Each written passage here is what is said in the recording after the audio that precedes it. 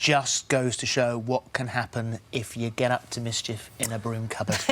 I know, you know all about that, don't you? I do indeed, but I came away with a gopher, you came away with Emily Watson. Well, they're both beautiful mammals. But you're mates, aren't you? Emily and I are mates, yeah, going back about, 11 years since we did our first job together in New Zealand. And it was one of those ones, you know, where you're together for a long time on the other side of the world, so you get to know each other quite well. Yeah, she just had a baby as well, hadn't Just had a little baby that looked just like her. It was like her little head in a pram.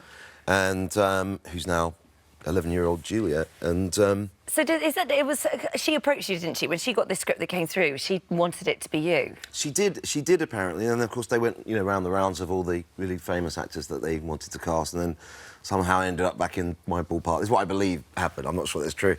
And so they did offer it to me, but Emily called and said that she was very keen that I do it, and I just read it, so I was a bit embarrassed and saying, well, what are you talking about? It's going to be excruciating, isn't it? And because you've got that friendship. Does that make you? Because I don't know whether that makes it worse or easier when you have to do those scenes. Well, that's the thing. I didn't know either. But in the past, I think I'd found it slightly easier when I didn't know them very well. You know. Yeah. Tend to put love scenes quite early in shoots. So it depends on the director, but they put them quite early, especially in a love story, because they're sort of bonding. You're bonded together through that sort of awful, slightly vulnerable experience. So you know each other, you know, pardon the pun, better after you've done them. But I have to say I was a bit worried. I said, "You sure it won't be worse?" And as soon as I started the job, she was right. It wasn't just to do those scenes being easier because we could be dispassionate and talk about them in a way that neither person could think was inappropriate. If you're doing it with somebody you didn't know, getting into detail, it could sound inappropriate. But it was also our chemistry. We make each other laugh, and what is love if not on the edge of a laugh, you know? No, that's true. That's true. And you said that actually those scenes, it's describe it to doing choreographing a fight scene, that it takes the same. Every little moment is planned and thought and... That's right. I mean, I think, yeah, they are, and then, you know, there's obviously some room for movement. Like the mop and bucket? Yeah, the bucket that was just something that was on set. That wasn't, you know, planned, so... It was your foot going in the bucket? Yeah, it wasn't planned. It happened in rehearsal, so, you know, it's all about where can you get a grip. You know, I'm sure you know this from your covered days, but... I was often told to get a grip, actually. What, of Gordon? Yeah. Right. So you to look about where you're going to hold on to something, and in those cases, it's quite often fake, you know, so it's a coat hook, that'll snap off. Yeah. And you need to raise a leg at my age. So, there happens to be a bucket there, and then it makes this great racket, which is, you know, realistic, ultimately. It's a bit funny. As well as all of that, obviously, which, you know, certainly grabbed everyone's attention, it is so much more than that. Much more. Because it is a great thriller. We don't know. We know a little bit about her. We have no idea why she's in a prison van and then in court in the handcuffs. We know very little about him. Yeah, he's not.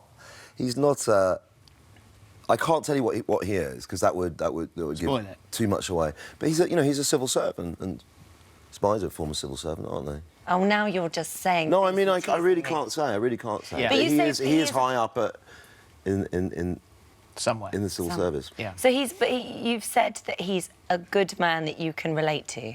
I always think that about my characters. You know, I'm sure I'd think that if I was playing.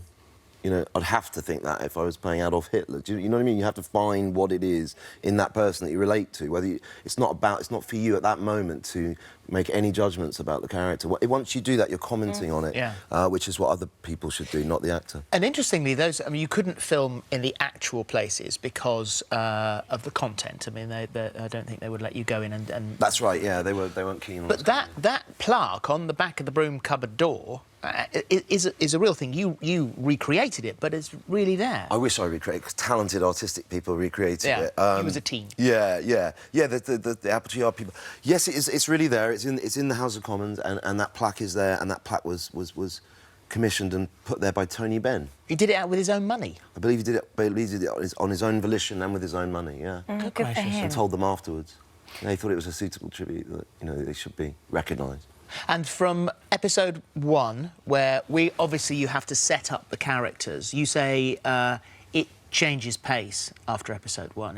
Yeah. The first episode, I suppose, to a certain degree, is a setup for the affair and her marriage, her home life. Yeah. She's fantastic, isn't she, she's Emily? She's brilliant. I mean, that final moment at the end of the first episode, I mean, it just audibly gasped. Like, it was so shocking and so dark and horrific. It's so horrible, but because she does it so realistically, you can't imagine anybody else. The strength of her imagination and her lacanity in showing anything. Yeah. She's one of the most transparent actresses there's ever been, I think. I think she really is. She's a true great. Do you have to keep things quite... And she's really nice, which is very rare. Few. Yeah, that's nice too. You must have to kind of keep things quite light on set when you're sort of surrounded by that darkness as well. It's lovely too if you can. Again, people work different ways, so if you've got somebody who's just really into it or doesn't like to get out of character, it's not top laugh, I've got to say. You know, you're hanging out with the character that's going through those things, but Emily's likes a giggle like me. If you enjoyed that, there's more of the same right here. And make sure you subscribe so that you never miss the best moments from this morning.